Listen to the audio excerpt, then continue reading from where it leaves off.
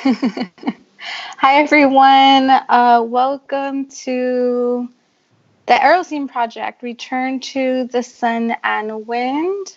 This is a project of the East to West project that is graciously being funded by Alternate Root as well as the Andrew W. Mellon Foundation.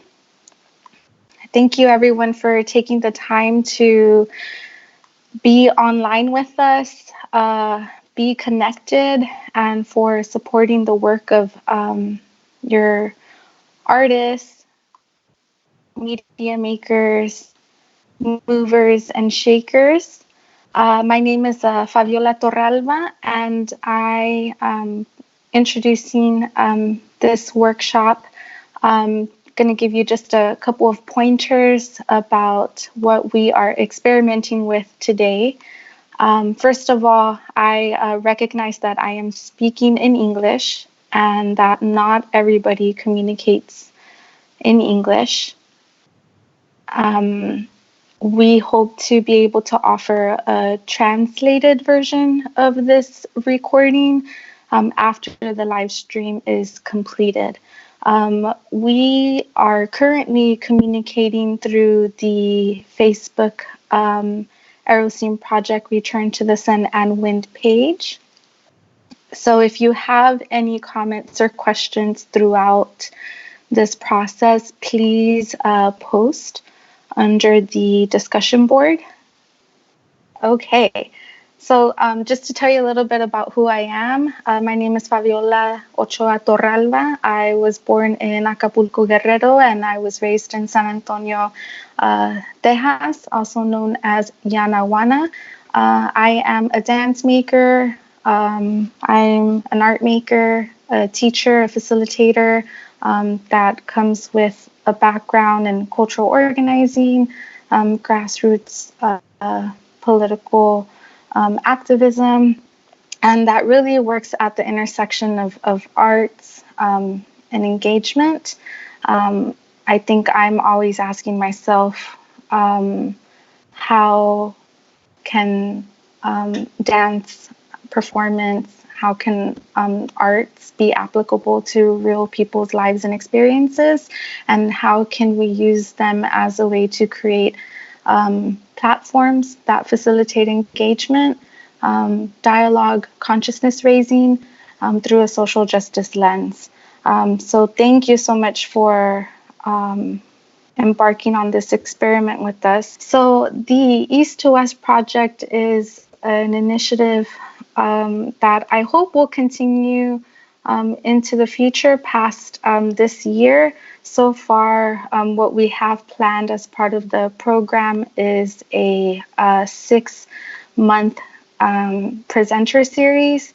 And the presenter series, first really honoring the work of local activists, artists, cultural workers, historians, people that are already a part of the conversation of how are we all interrelated, how are we all connected to each other's experiences, and specifically experiences that center the cultural expressions, the politics, and histories of descendants of the African diaspora and the interconnections between Indigenous, Latinx, and Black communities.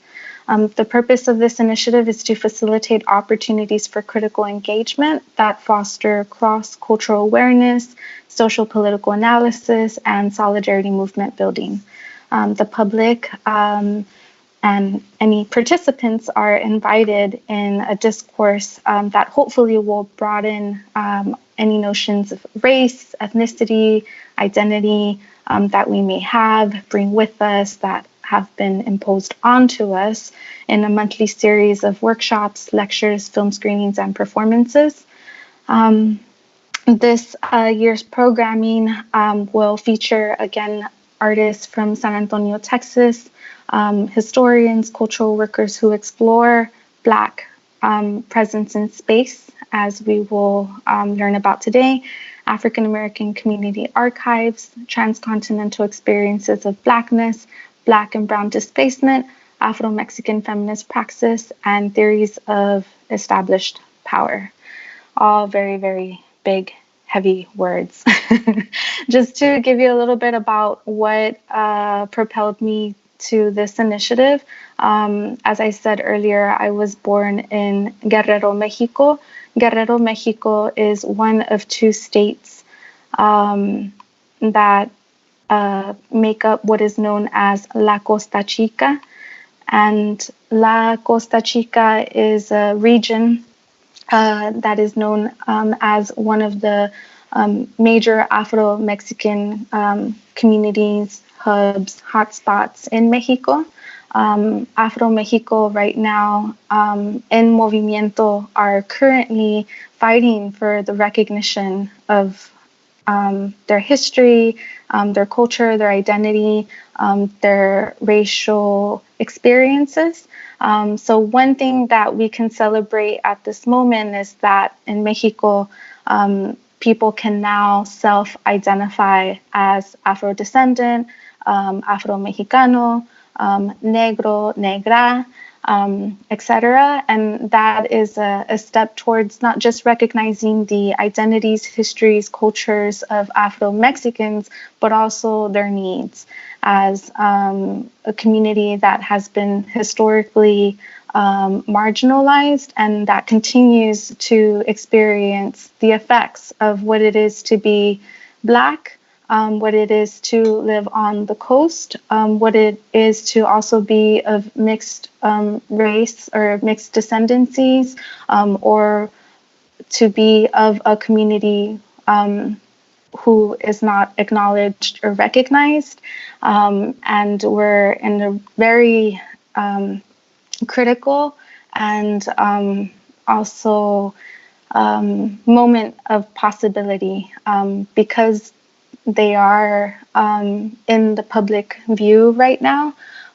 We also have an opportunity to lend our support as US-based people, as people that live in the US and in a country where a lot of resources come from other places.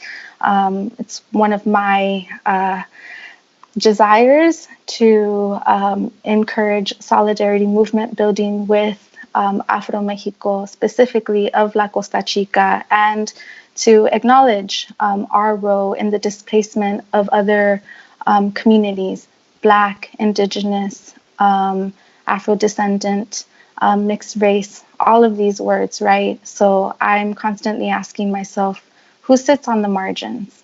And what is my responsibility to these communities? So thank you for joining us for this presentation, and hopefully you will find it inspiring in some way, or will leave with many, many other questions, which I invite.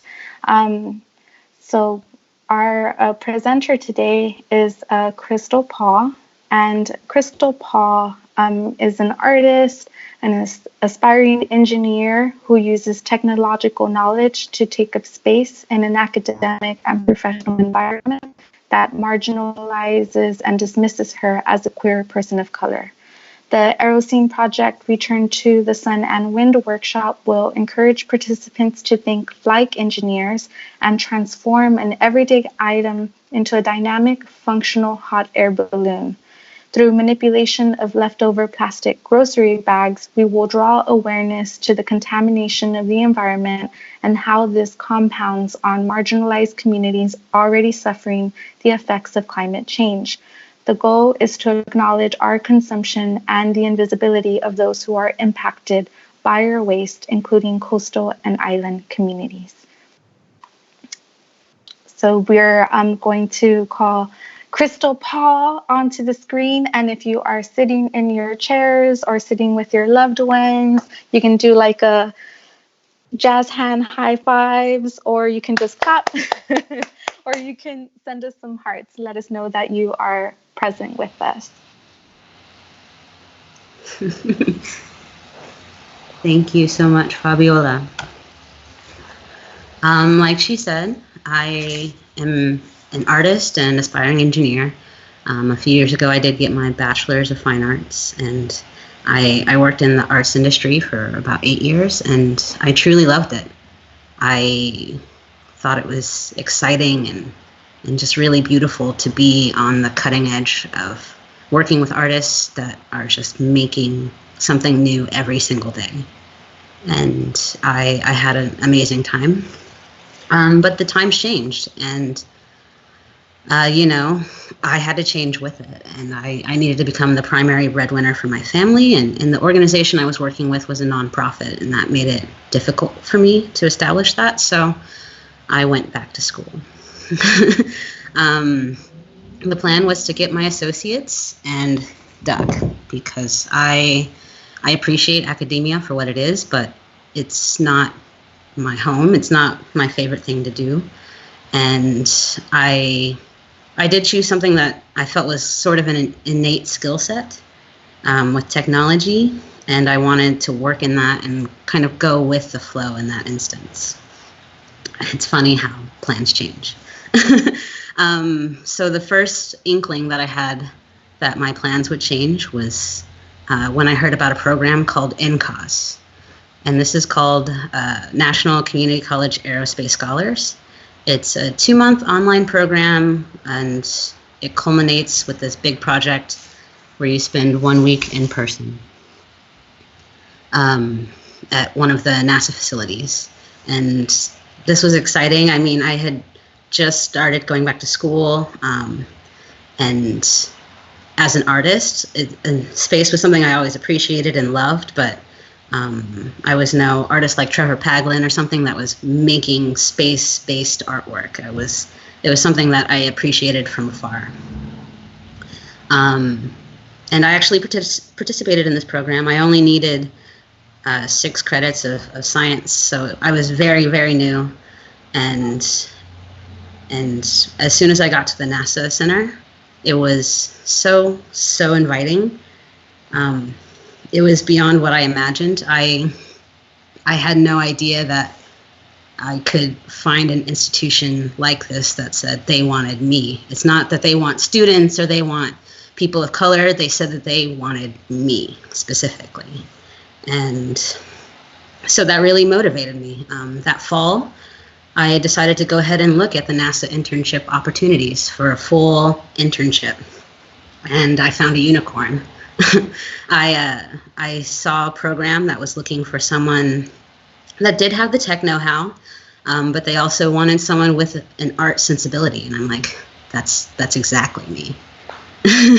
And I applied. And that next spring I was at NASA. And it was so perfect, which is kind of funny because I started at the beginning of a government shutdown. So the circumstances were complicated, but once I was actually at NASA working in the program, it was incredible. It was exactly what you think of when you think of working with NASA.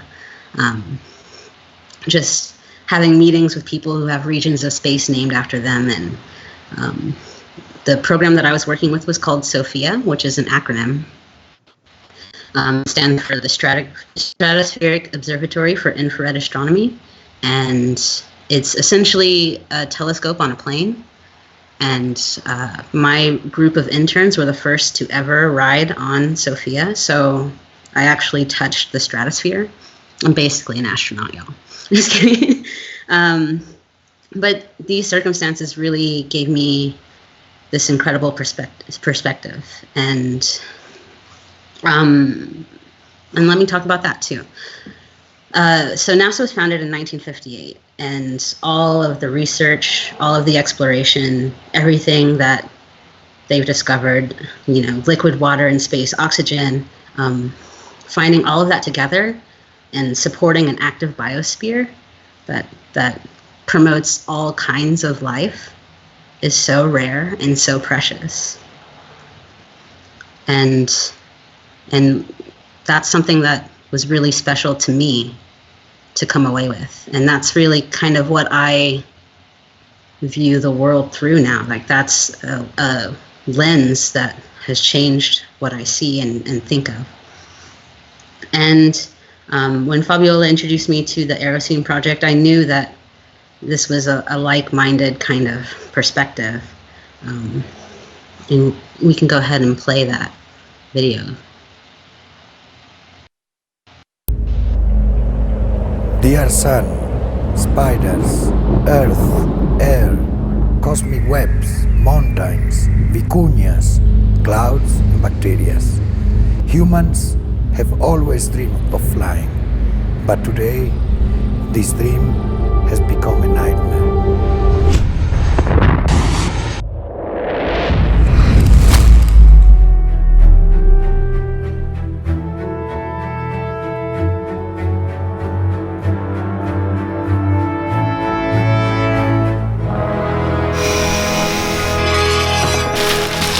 Muchas de estas a varios pesos. Y bueno, es así.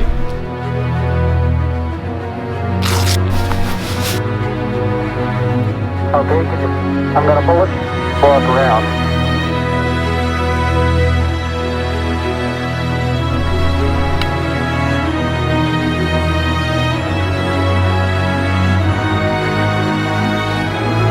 And tranquility. Here for a sufficient period.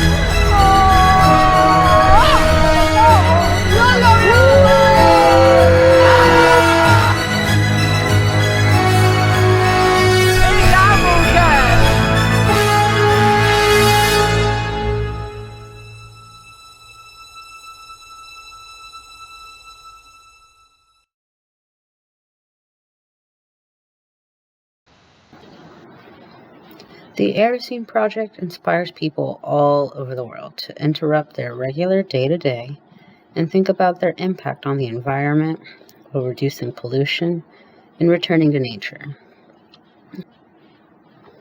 They want us to think about the world around us and how to make it better for everyone. This project takes an ordinary object like plastic bags and turns it into something extraordinary, and at the same time, removing this common pollutant from the waste cycle.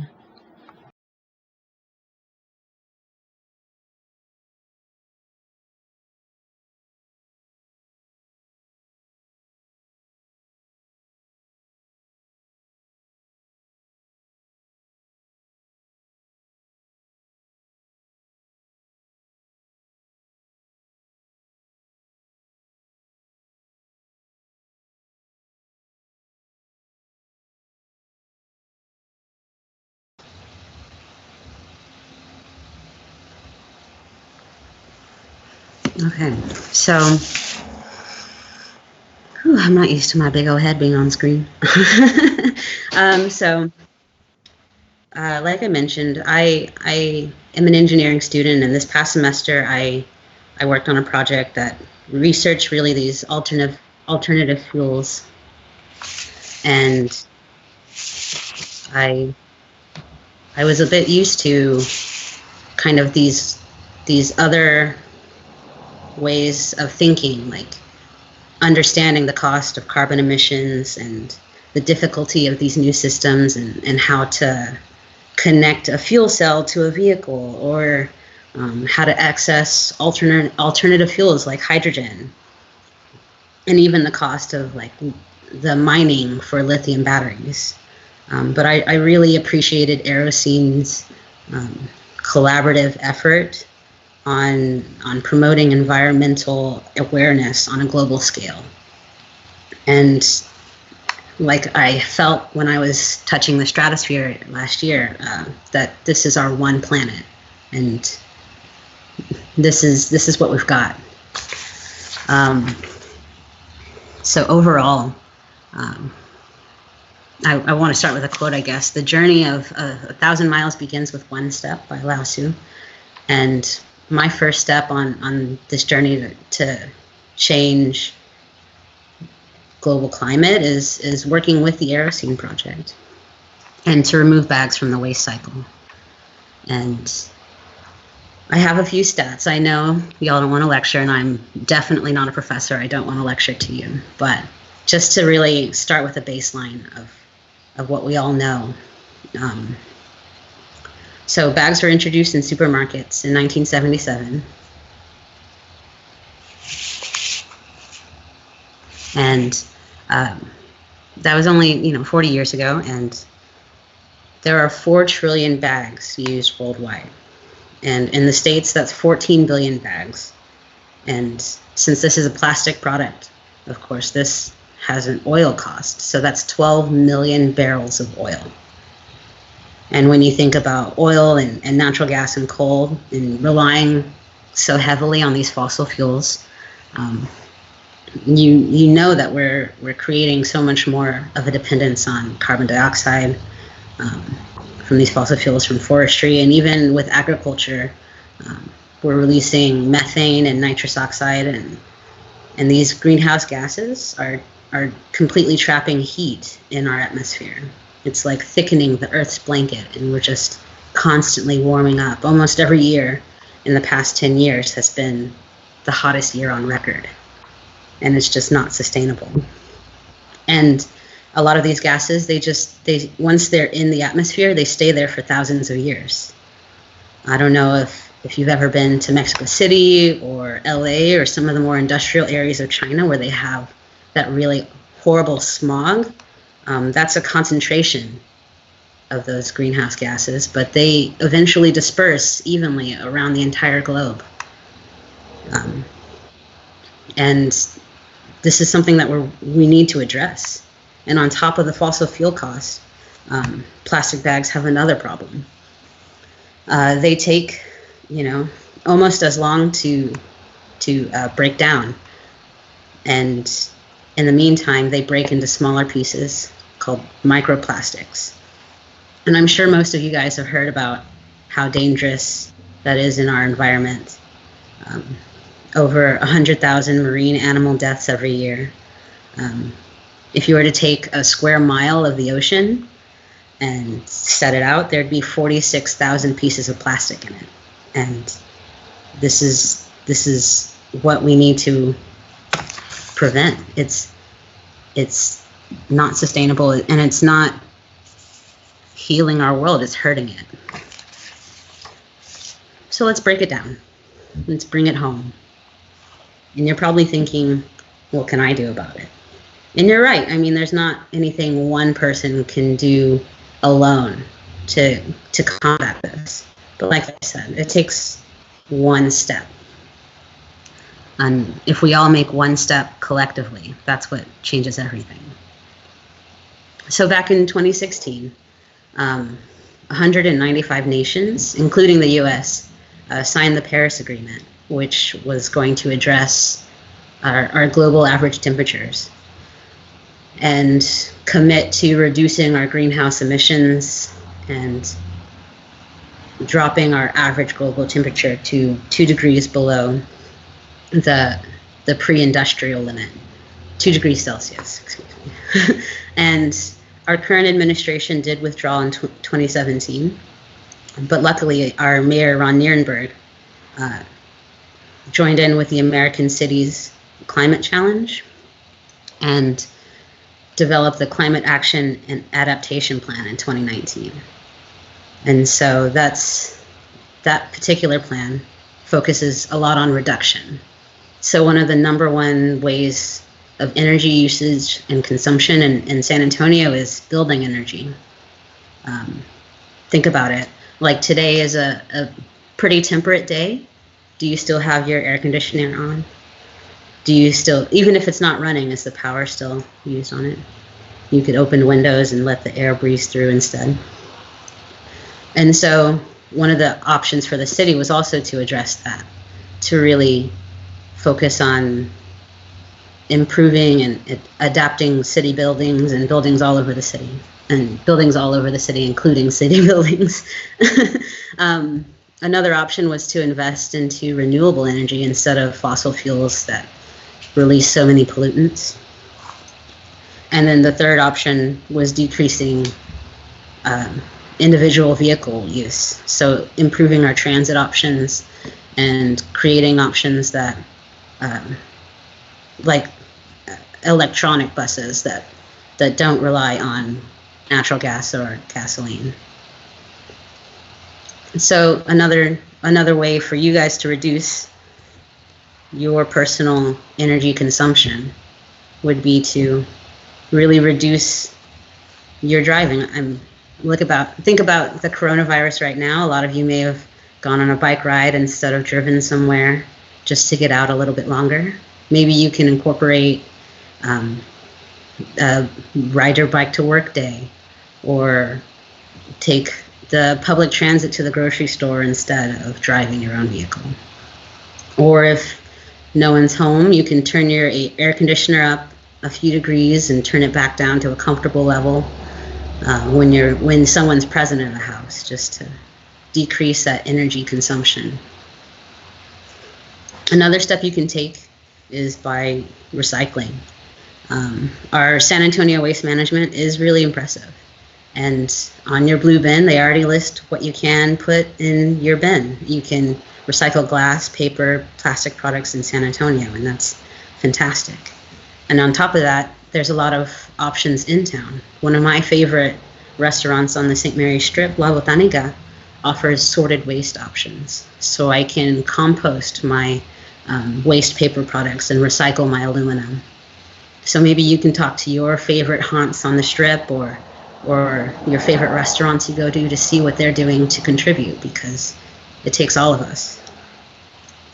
Another step you can do is to reuse.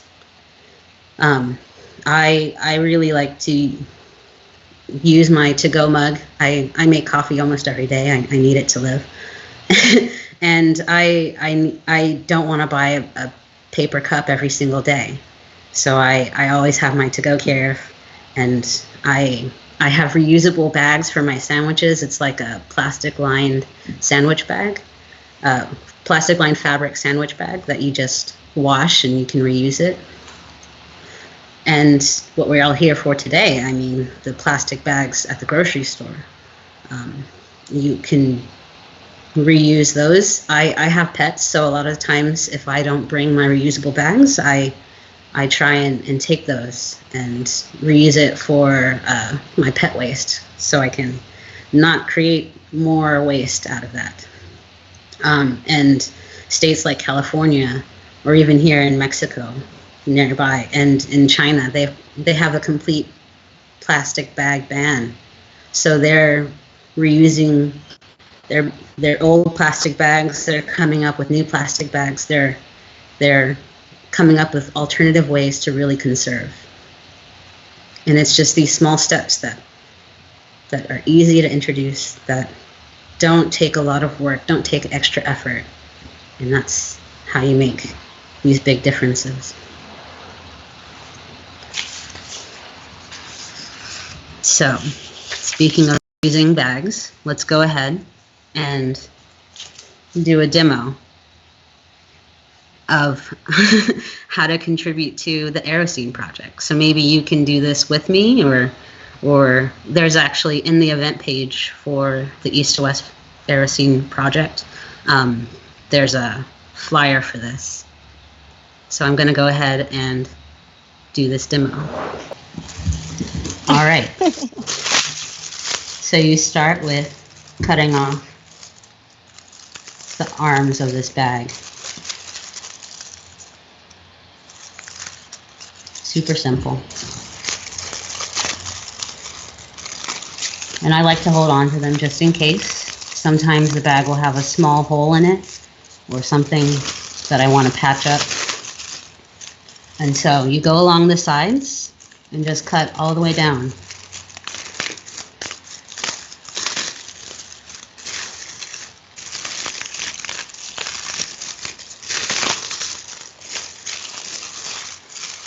And it doesn't have to be neat or pretty because it all gets taped together and we're all working and combining all of these into one. So it doesn't have to be perfect. I know a lot of my artist friends are streaming with me. It's like, let it go, relax. It's a process. So we're just cutting all along the edges. And at the end, we end up with 2 plastic squares. And we just tape it together. We overlap the edges here. And I have my handy dandy tape like I was here to do this demo. Put a little piece of tape down. And you combine it. And see, this is how it starts. And I like to make small squares and combine them all into one giant side. And that's how it works. And you can see here, this one actually has a little hole on it. So let's do a patch. I have a piece of tape. I do a little patch over the hole. And then I cut a little bit from my strap that was left over. And I go on the inside where the adhesive tape is. And I just stick it just so when it's all folded together and compiled into one, it doesn't stick together. And that's how that works. And you just keep combining and combining and cutting until you get a big square. So this is Fabiola, and I'm going to continue with the instructions. Well, I wanted to just take a moment and listen to the sound of the bag because it's quite pleasant.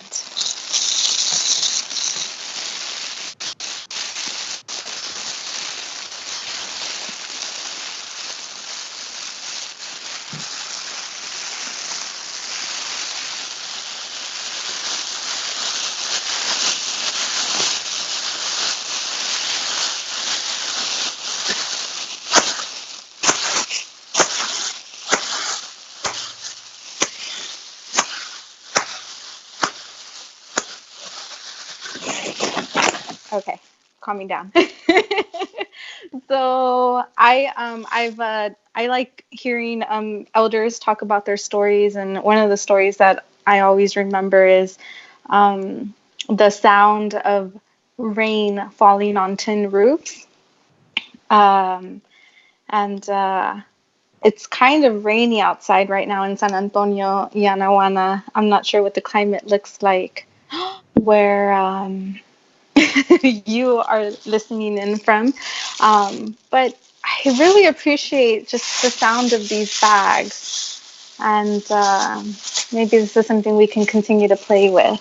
I can't see how live I am or in the moment I am, but I wanted to show a trick about how else to break up these bags. I hope that you can see. So what I'm doing right now is I'm stretching. Put your finger in the hole, bloop, bloop, bloop, bloop, and then you pull it from the other end there, and then you straighten it off on this other end here. Just pull and tug, and then run your finger again in the hole, run it down, and pull. And this is kind of a fast way for me to prepare the bag. I'm just going to cut the bunny ears here. I think it's better if it's on a flat surface, but I'm not sure what you can see. I will use my leg. Can you see my leg? So I'm just going to cut the bunny ears here.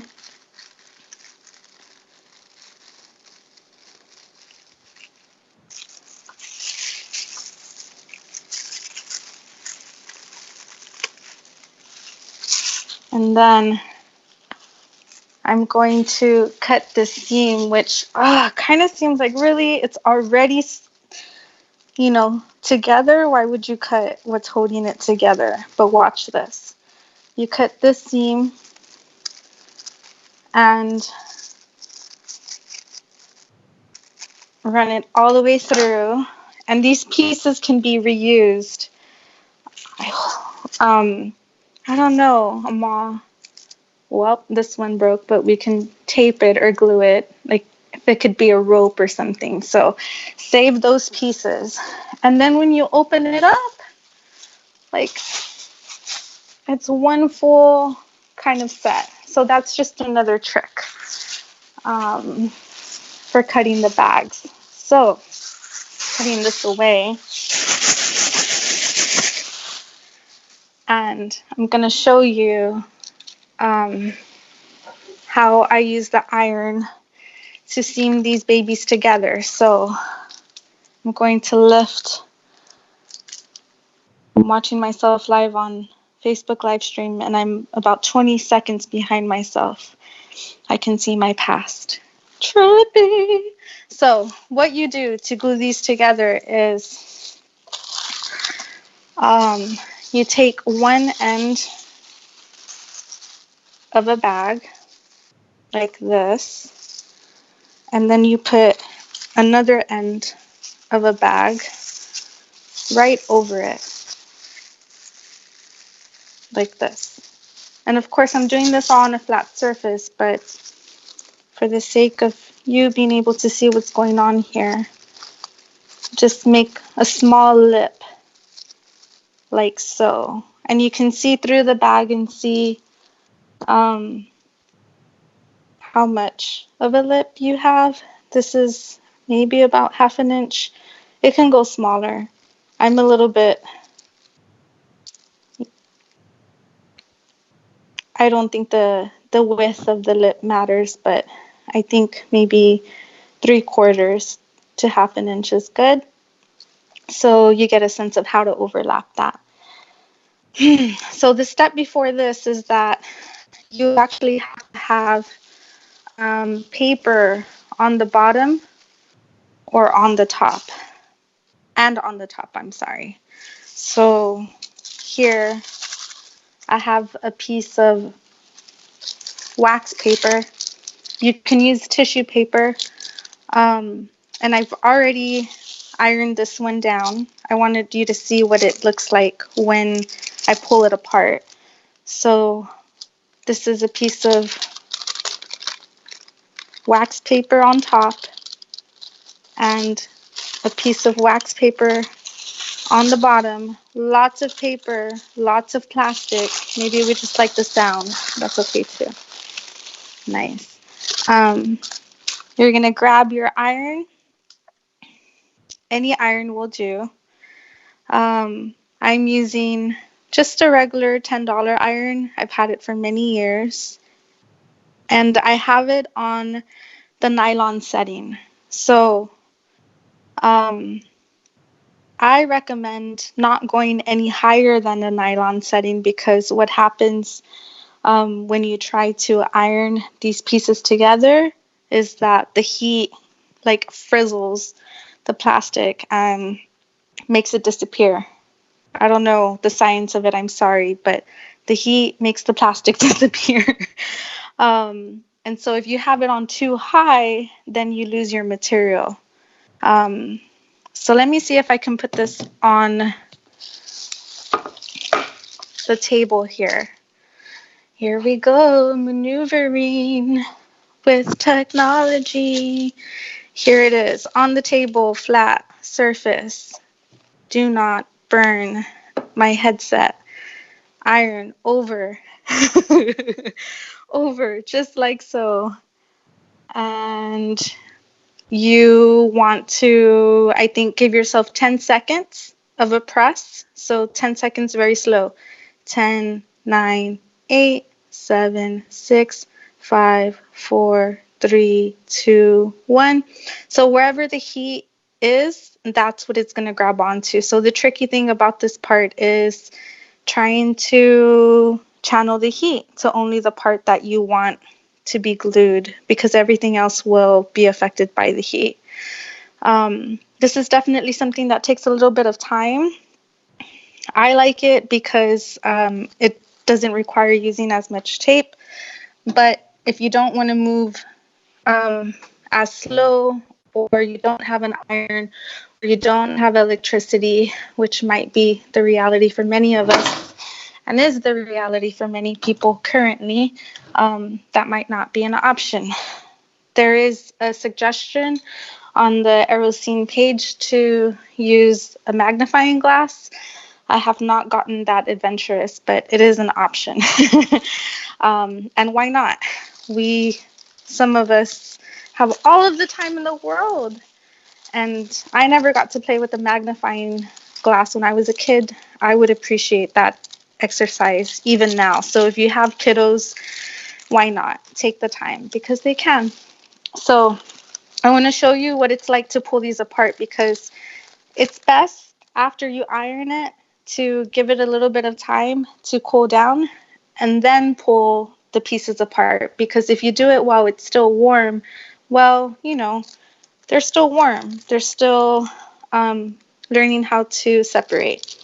And for whatever reason, I also like to blow on them as I'm pulling the wax paper apart from the pieces of plastic bag. And there's one of my hairs caught in there. Yay!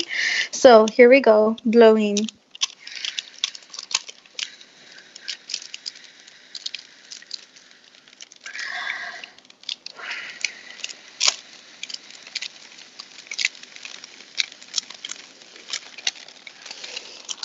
All right, one is off. See that? You can see the lip a little bit there. Cool, it works. It's stuck together, and you can see where there's some gaps there that didn't quite make it. I think it's okay as long as the main part is congealed. Then take the bag here and slowly pull it away again.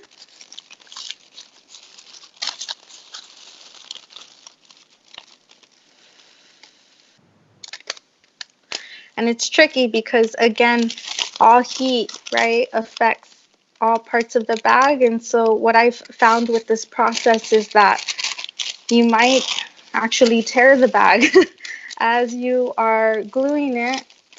You might accidentally make holes in it, and you might actually tear it as you're trying to pull it apart. So it's quite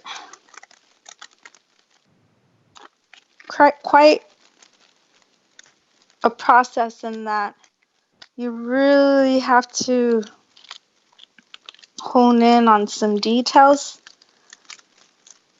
It's kind of nice to be forced to move slow. It can be like its own meditation.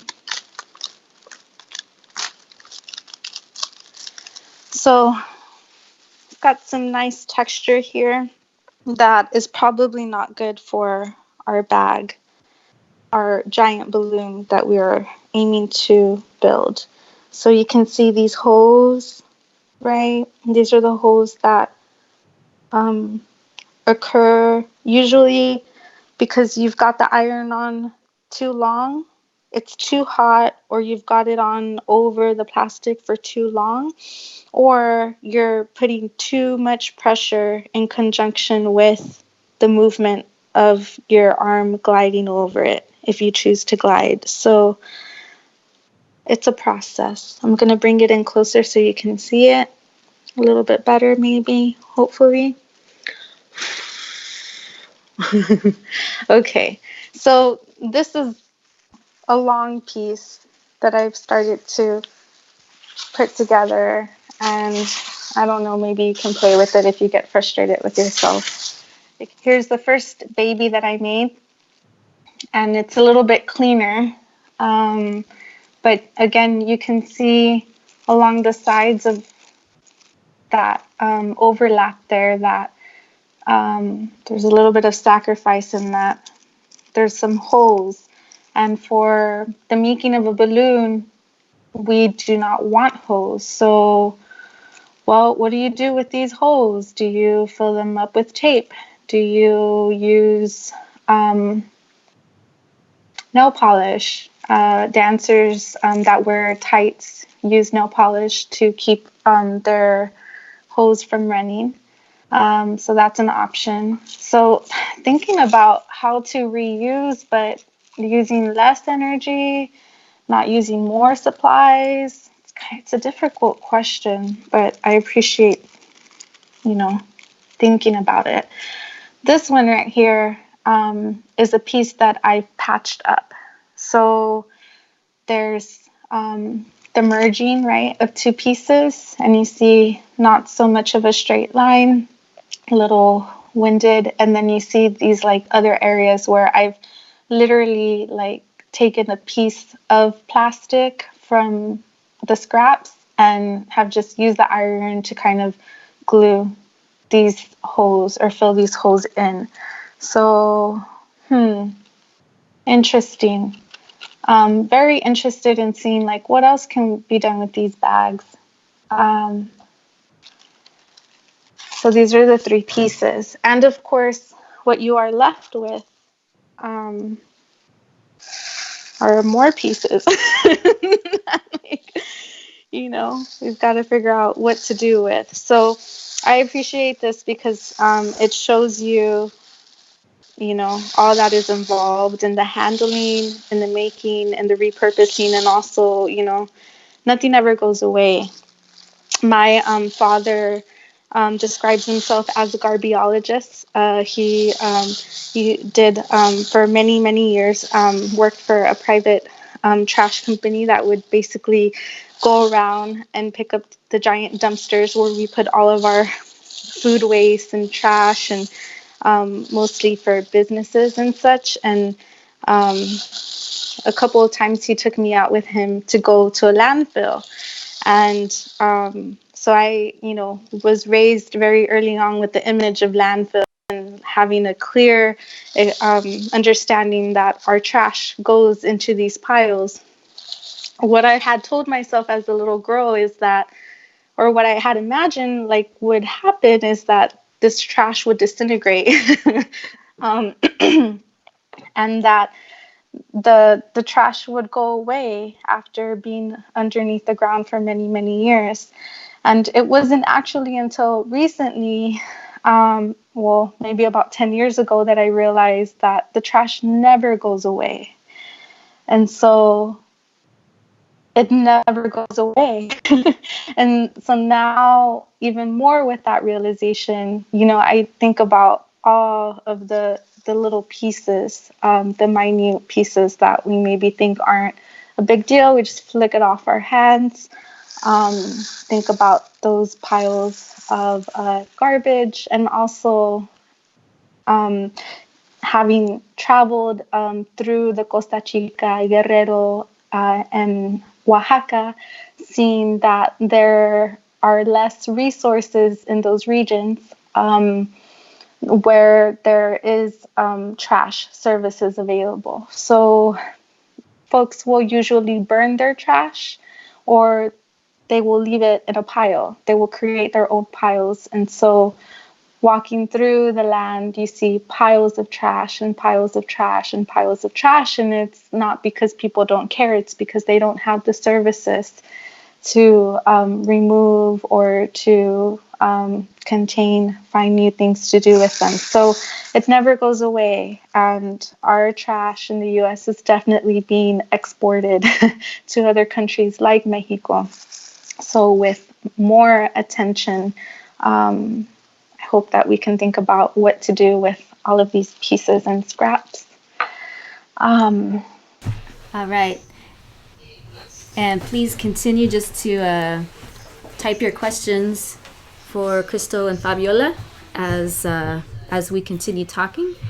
But did we want to move now to maybe asking you, Crystal, some questions? Just having a little more in-depth discussion. And I should mention too, my name is Marisol. I'm the co-editor of Deceleration, and this is Greg.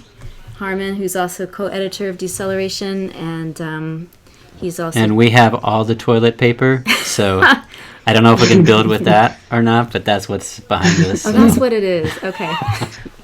I thought it was like printer paper. I thought it was like The Office. It's supposed to be toilet paper. So, yeah, this has been a really, really great workshop and presentation from both of y'all, and we just thank you so much for letting us live stream you. Originally, this was going to be a in-person workshop, and then of course we had to switch to this format, to online format. But I think it's coming. I think the work y'all put into it has come together really well, and thank you so much for the work that you do. The thing that drew our attention to your event originally, and that we thought was so interesting, was just the way that you do make all of these links between like all of these different issues and all of these different spheres, like, you know, drawing connections between climate change and like what Fabiola was saying about the invisibility of waste, that we don't really think about where waste goes. The fate of the oceans, the importance of uniting the arts with the sciences, the need to challenge kind of the gendered and racial exclusions of the sciences as well. Can you maybe, Crystal, can you talk more about, and you already kind of talked a little bit in your intro, but can you kind of go more into depth about just the importance of bringing together like these very different fields of knowledge and why that's so important, both to this project and maybe just even like in your own life? Yeah, absolutely. I know for me personally, like my entire existence is intersectional. I grew up in a military family, and it was just normal to see people of all different races, all different backgrounds everywhere we went, because the military is sort of that mandatory melting pot. But I also really needed that when I got older and my mother retired. I had this broadened perspective, and now, like as an adult, I've been in San Antonio for so long. It's just something that I brought into my life because it was normal. Because I was used to everyone being different and having different opinions and coming together to collaborate or work together or whatever we're doing. And as far as professionally, one of the biggest things that I say is that art and engineering are the same. It's the same ideation, it's the same innovation, and you really, like, the only difference is maybe being a little bit more precise with the numbers. And if that's what's keeping you away from engineering, don't let it keep you away. I go to tutoring. I use a lot of resources to make it through my studies, and I need it. And I think it's important that we demystify these things, because math can be challenging, but it's interesting and beautiful and artistic. And art can be challenging, but it's structured and organized and has this capacity to change the world around you, just like engineering. So yeah, definitely. And then sort of relatedly, you know, I think in the description for this event, I really love the way that you talked about how as a Black queer woman in the field of engineering, you use technology to take up space. And can you talk about how this project, or even any other project that you've worked on as an engineer, as an engineering student, has allowed you to do that idea of taking up space? Okay. Sorry, you might have to start over, sorry. Okay. Let me go ahead and tell a story about INCOS. It was from my bio, the Community College Aerospace Scholars, and I was 100% daunted by actually going to NASA, and it was the week before my flight, and I told my spouse at the time I wasn't going to go because there was nothing that I could bring. Like I was enrolled in my 6 hours of STEM at the time, so I had no background of any sort of engineering, and I just felt like I couldn't contribute anything. And so I got that, and I ended up going. And like I mentioned before, it was an amazing experience, and I brought a lot to the team, and I won an award from that, and was able to come back and apply for a full internship. And I would have missed out on so much of my life now if I had succumbed to that fear and like let my assumptions about what math and engineering and what NASA overall is like. So I really try and be present and be big about everything I do. This past semester, I was a team manager for the hydrogen fuel cell vehicle, and now I'm working on this project with Fabiola, and I just really don't want other people to think like, oh, well, there's no one that looks like me, or no one that thinks like me. I wouldn't be welcome in this space. So I'm trying to be present and make it easier. Yeah, thank you. Another question that we had, you mentioned also in the description for the event that really you'd like for this project to shed light on the impacts of climate change, specifically on coastal communities. And we wanted to know a little bit more about whether those communities are home to you, and if so, how have you seen them altered, in your lifetime by the impacts of climate change and pollution? Yeah, absolutely. I was, like I mentioned, a Navy brat when I was younger. So really, when I describe my hometown, I think I say the beach is my home, my hometown, because I wasn't anywhere long enough. But really, some of my first memories about going to the beach or going to explore marine culture were about the warnings, like when there was a red tide warning from algal blooms, or going to the aquarium. They had a rehabilitation area for a lot of the marine animals, and the only memory that I have of the aquarium, even though I went every summer, was an injured turtle that they were rehabilitating. And so I all of my memories really of the ocean and of the water are of the wildlife and the impact of humans on that wildlife. So now that I'm an adult and I'll go to the beach, it's, those shadowy pillars off the coast are, the oil rigs, or, having family in Houston and having family in Louisiana, and even my schoolmates' families on the coast. It's not just that they're in danger of flooding every time it rains. It's, Katrina or Rita or Harvey, and the danger of them losing. They have, a lot of them, lost parts of their livelihood and had to start over. So it's not these anonymous numbers in the news anymore. It's my family. Yeah. And I think, Fabiola, you also had some perspective, right? Thank you so much. Yes, it's definitely something that I've also been noting of communities that live along the Costa Chica of Guerrero in Mexico.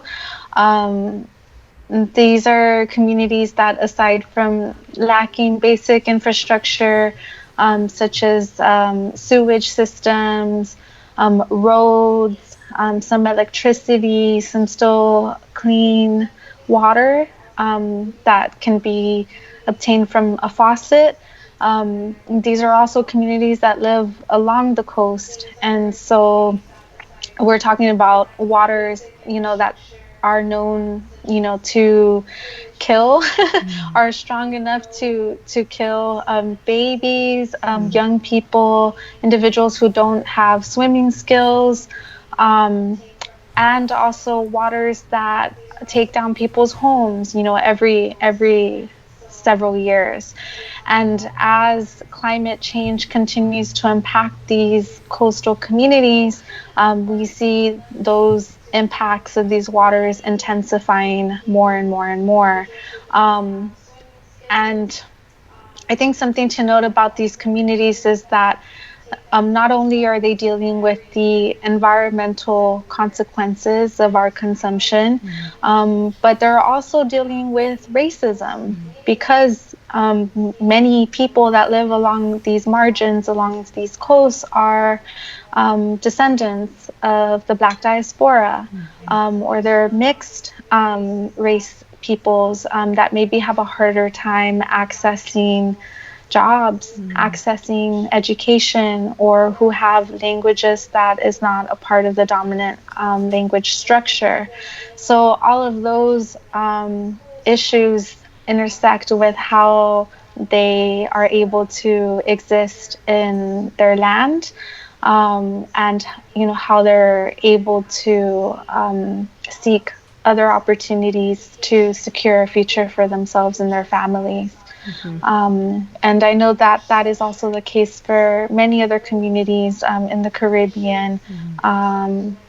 As an example, Puerto Rico, that we've heard a lot about in these past few years. And there are also other island communities that are experiencing these waves differently, and I think harder than those of us that don't live on these margins or on these islands. So for me, it's a very personal issue, as my family resides there. It's also a personal issue in terms of thinking about migration. What forces people to move? What displaces, entire communities? And what gets documented? I think something that I've learned about living along the coast is that it's hard. It's a different kind of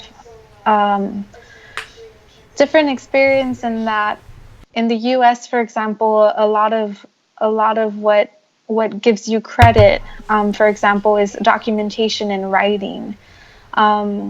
If you live in a coastal community where there's high humidity, and where the climate conditions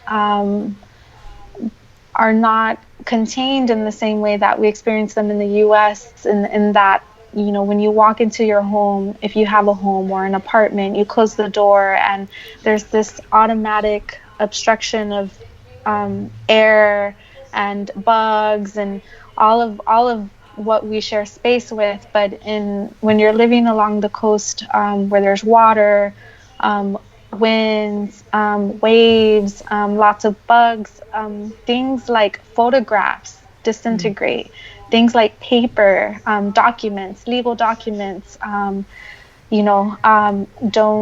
not preserved as well. And when you're talking about communities, especially who are barred access from these formal processes, either because of language or differences in literacy, then you have more circumstances to work through to not only prove your existence, but maybe also keep your land or be able to petition for a home, et cetera, et cetera. So to me, all of those issues relate to, people's invisibility, invisibility along the coast and on these islands, and specifically the invisibility of poor Afro-Indigenous, Afro-descendant, Black diaspora, Afro-Mexicanos. And as a US-based person, I feel that it's part of my responsibility to acknowledge that and to not participate in the displacement of our peoples. I'm just going to give one of the earphones to you so you can join the conversation. Greg, were you able to hear what Fabiola was just saying? A little bit. Okay. She was talking about the way, the invisibility of coastal peoples in Mexico, in the Costa Chica, and the Afro-Indigenous communities there. And really what I was thinking about was the transnational kind of like the transnational nature of environmental racism from the Gulf Coast down, all the way down to the coast of Mexico, and the way that those particular communities that are along the beaches like are positioned as sacrifice zones. So that was one thing that I was thinking about. I don't know if you wanted to add anything or share anything or none of that. Okay. But the other thing I was just thinking about too is just jump from my own experience, because I was born in Corpus. I didn't live there very long after I was born there, but we would go back every summer, and it was really like this weird. I got this weird feeling when I realized as an adult, like what some of the things that I observed as a kid, like in Corpus or on the beach, really were. Like we would drive in and we would see the big Refineries. yeah, like the refineries with the lights and stuff. And I remember thinking when as a child, like they looked so magical, and then growing up and realizing what those really were, or and this was probably in the early 80s before they because I don't remember seeing this later when I would go to the beach, but tar on the beach. Tar would wash up from the ocean onto the beach, and when we were kids, it was like, oh, interesting, how fun, like cool, what is this stuff? Like we'd play with it, and then you grow up and you realize like what that really is. So I was just thinking about, like, I couldn't help but think about that when you were talking, Crystal, about like where you grew up and thinking of the beach as your home. Are y'all ready for some questions from the Q&A from folks that were typing in? Okay. Yes. Yeah, that would be great. Thank you. Yeah. Let's see. I'm going through. And I'll just read it. It's from Jerica Miranda Pellecer, who says, I have a whole new respect for plastic bags. Really appreciate the opportunity to hear the sounds of plastic, and to hear a bit about when plastic bags came into existence and the impact it has on animals and the ecosystem. I have read a bit, but taking the time to, and then it cuts off, but just wanted to add that to the conversation. New comment. And then, actually there's more from her. She says, I'm going to send this activity to youth and families that I work with. Hopefully when we come together, we can put it all together and create a flying balloon, inspiring me to do a whole project. yay! Yeah. That's great. Did you find any pictures? I have a smaller scale model in my car, but I will upload pictures of it. Cool. Or if I can get a video of it, maybe when it's not pouring down rain, into the event. Mm-hmm. So follow that event still. Cool. I have one more final question, if that's okay. And it's more just sort of like a process question or a technical, crafty question. But have you completed a whole balloon yet that is operational and that can, like, is your goal to be able to lift off? Yes, that is the ultimate goal, to have a liftoff with it. I have a smaller scale model. Like I mentioned, it's about 1 meter by 1 meter, so it's not as big as the ones in the video for sure. Mm-hmm. So, and it also, physics-wise, it's a little bit too heavy for its size, Mm-hmm. but it can still take in air, and I have been trying to do some test runs and playing with how much wind it can handle and how much sun it needs. So I'm still kind of figuring out the mechanics of it. Mm-hmm. But hopefully we can get a demo and see what happens. Very cool. Thanks to both of you very much, and we'll continue to, please send us updates as you complete steps along the path to achieving liftoff. And I think Fabiola was going to kind of close out. If there's not more from the community here, did you want to offer some closing thoughts, Fabiola? Well, I wanted to just read a little bit, a part of the Aerocene manifesto I just love manifestos. I love language. Awesome. And it's a little bit long-winded, but I also love people reading to me. So maybe this will appeal to individuals that want to just be read to. So this is Aerocene Manifesto, Aeronauts Unite, which can be found on the Aerocene webpage at AERROCENE.org. You can find it there. And I'm gonna go to 0 point called Towards an Epoch Free from Borders, Free from Fossil Fuels. And I will just read a section of it, or maybe the whole thing. So it says, while fossil fuel-based industries continue their attempts to colonize other planets, the air, this common interface of terrestrial life, continues to be compromised. Carbon emissions fill the air, particulate matter floats inside our lungs, while electromagnetic radiation envelops the earth, dictating the tempo of surveillance capitalism. This control, held by the few, enacts the suffering of the multi-species, many in the current era of ecological crisis.